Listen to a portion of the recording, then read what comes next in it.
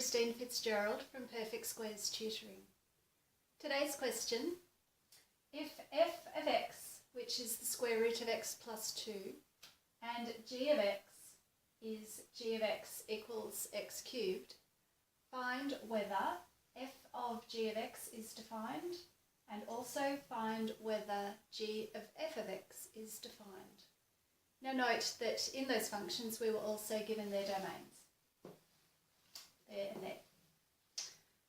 Right, to decide whether composite functions are defined or not, we need to look at the domain and range of each. So, domain and range of f and g. I'll make up a little table.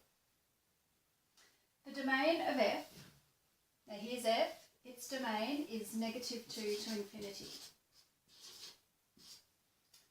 The domain of g is R.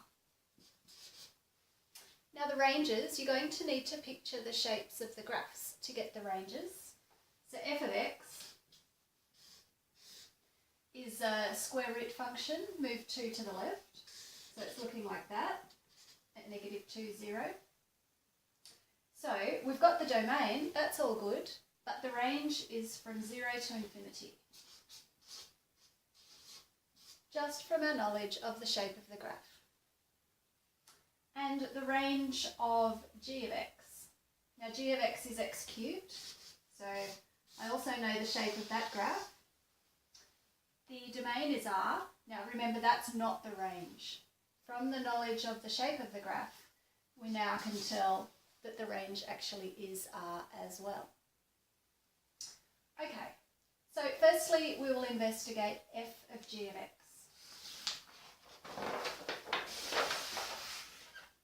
F of g of x.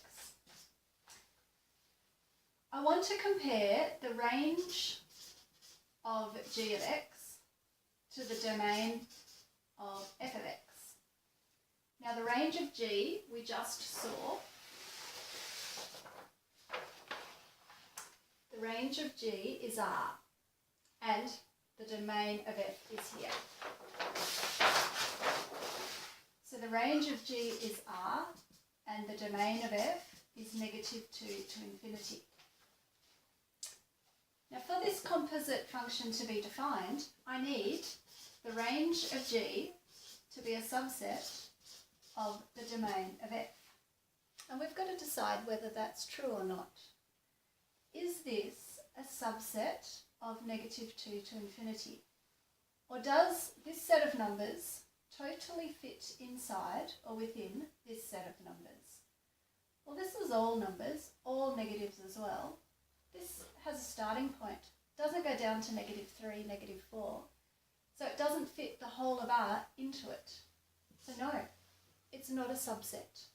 The range of G doesn't totally fit in the domain of F.